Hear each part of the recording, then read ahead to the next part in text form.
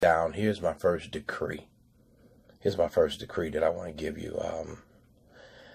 I am not a product of my circumstances. I am a product of my decisions. Can y'all write that down? I know I'm going to get in trouble with some of y'all this morning, but you can take that statement any way you want to take it. But that's what the Lord gave me this morning. And I think this is going to parallel of what Monday was. I am not a product of my circumstances. I am a product of my decisions. Some of us right now are still crying the blues in anger, guilt, because of decisions we made. It was never the circumstance, because some of the circumstances that you're in, God never put you in them. I have this quote that I say all the time to the leaders of our church and to leaders in our mentorship and even in our fellowship. If you're going to come to me with a problem, be prepared to have a solution that comes along with the problem. So if you're going to tell me what the problem is, at least have a recommendation on how to fix it. There are so many people that are listening to me this morning, right now, that are products of their decisions, good and bad. Now, there are some right now that make good decisions. But can I tell you, there's some of us that made some bad decisions. And we must take into accountability that you are not a product of your circumstances. Quit always talking about, well, I grew up in the hood. I grew up in the projects. I grew up without a dad in the house. I grew up because I was molested and raped. Quit using that. Some of you right now are mainly a product of your decisions. I was talking to a young man on yesterday, and I said something to him at school, and he said, why is it that we as a people can never rise to where we need to be? I said, because it comes from what you watch on TV. It comes from what you allow to be infused in your ear gate. It allows what you allow what you see other people do that you think you can get away with. And hear me, some of you right now are dealing with foolishness because of decisions that you made. You decided to stay in that unhealthy relationship. You decided to act out the role that you were not scripted for. You allowed yourself to take on someone else's responsibility. It was never your circumstance. It was the decision that you chose. And you're going to have to learn how to stop saying that I'm the product of the circumstances, because the circumstance didn't do it. The moment you said yes, the moment you said no, the moment you covered it up, the moment you hid it, the moment that you allowed it, is what messed it up today. So principle number one, I am not a product of my circumstances. I am the product of my decision. Now hear me. You heard me say earlier, a lot of us have made great decisions. But watch this, and you hear me say it all the time, you got to know how to live and die with your decision. I have no problem when I close the door on something that I closed it. And hear me, that may be healthy for me. You don't have to like my decision. If I'm wrong in my decision, the Lord will deal with that decision. You follow what I'm saying? And I'm just talking about me, because a lot of times people always think your videos or your comments or your statuses are about them. No, I'll talk about myself, so you won't have to. But you have to make sure that you understand that I am not the product of my circumstances. I am the product of my decision. All right? Here's something else I want you to write down. And this is a word of affirmation that I want to give you that's going to help you. All right? Now, the other day I said I refuse to be a disappointment to myself. Y'all remember that? Here is part 2. Hear me, listen. There are no shortcuts. It takes time to build a better and stronger version of you. Let me give that to you again. There are no shortcuts.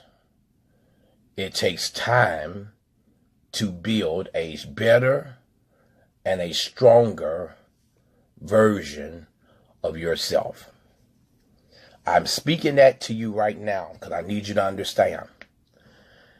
For you to become a better, stronger version of yourself, there are no shortcuts. You're going to have to go through the storm and rain. You're going to have to go through the mud slinging. You got to go through the slugs, the shots. You got to go through the incline, the decline, bodybuilding techniques. You got to go through the exercise. You got to go through the grinding. You got to go through the toil if you're going to become a better, stronger version of yourself.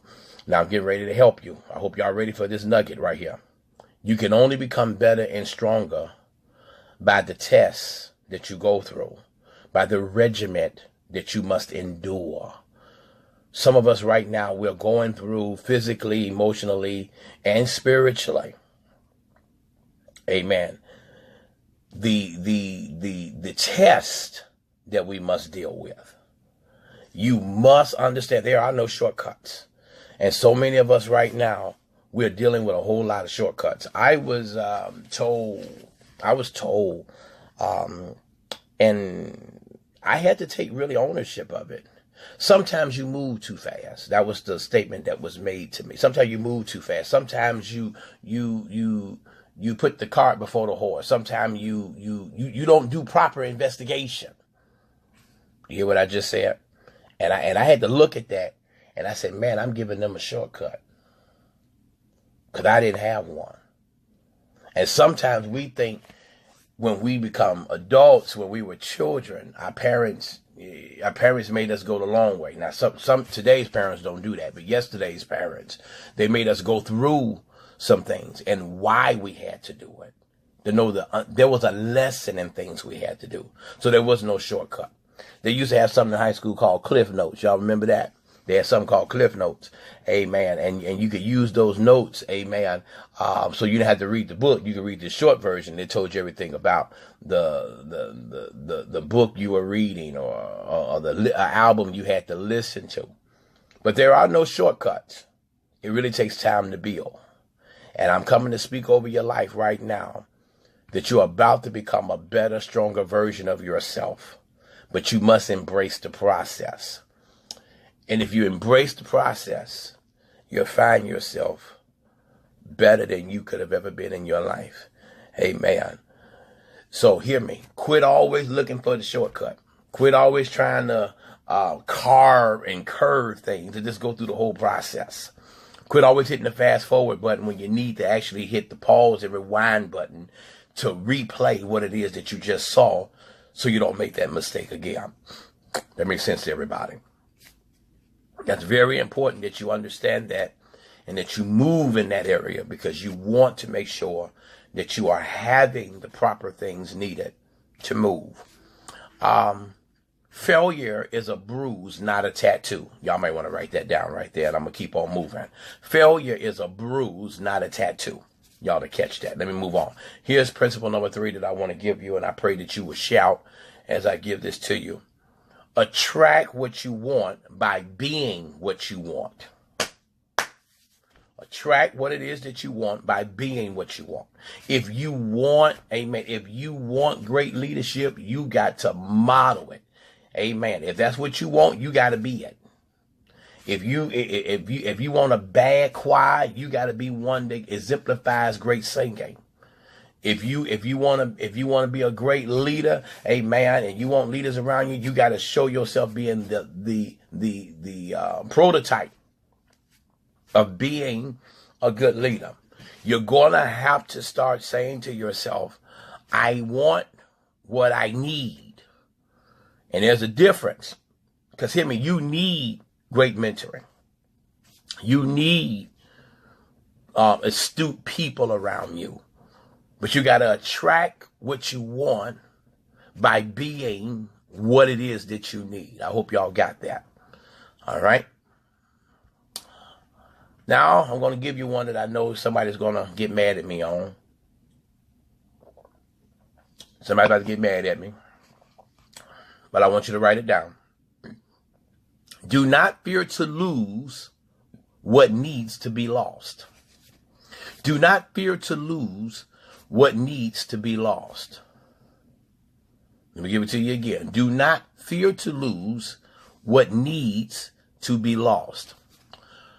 Why do you keep trying to hold on to something that's gone? Why do you keep trying to savor something that's not going anywhere? I know somebody's about to be mad.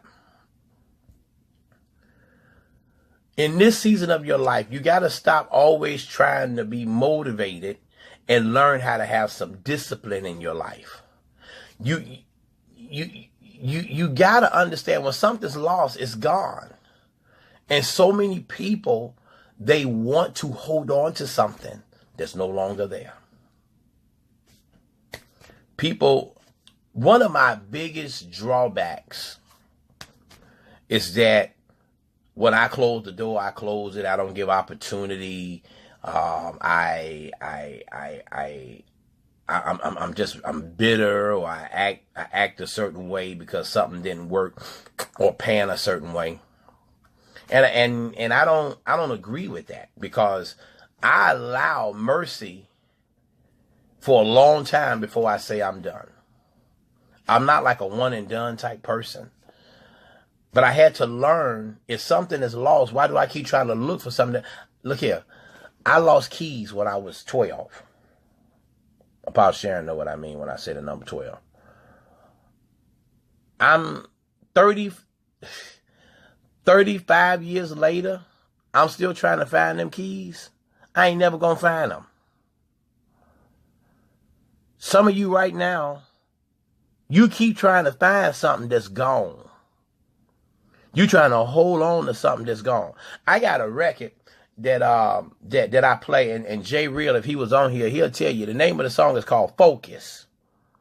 And some of us right now, we have lost our focus because we have misaligned and misplaced ourselves into a totally different realm of that episode, Lost in Space.